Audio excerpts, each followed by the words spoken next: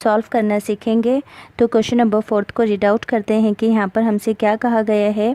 Given that HCF of 306 and 657 is equals 9, find LCM of 306 and 657। यानी कि यहाँ पर कहा गया है कि इन दोनों ही नंबर का जो HCF है वो क्या है, 9 है। तो यहाँ पर हमें फाइंड करना है इन दोनों ही नंबर के LCM को, यानी कि हमें इन दोनों नंबर का HCF गिवन है और LCM फाइंड करना है।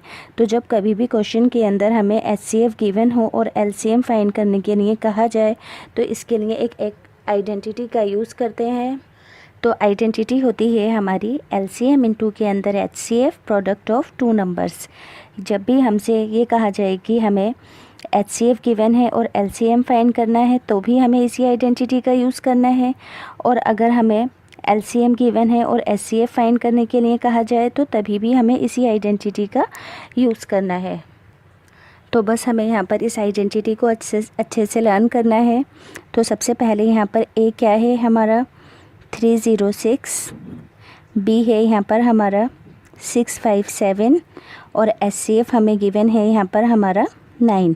तो आइडेंटिटी को लिखेंगे LCM इंटू के अंदर HCF and product of two numbers, यानी कि A इंटू के अंदर B।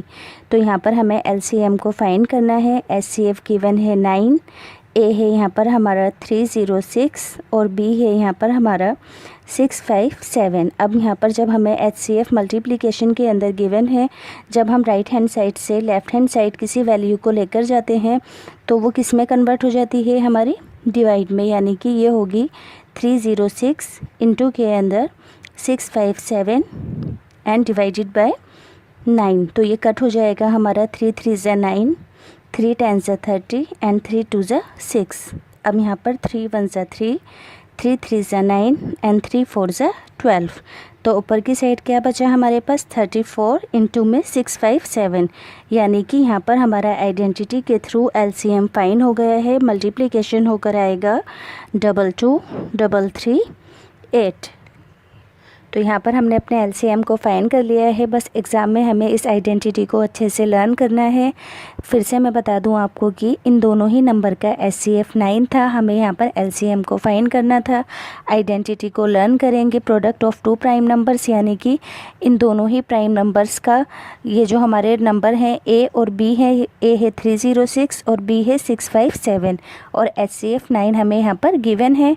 फार्मूला के अकॉर्डिंग वैल्यूज़ को रखेंगे और LCM को फाइंड कर लेंगे।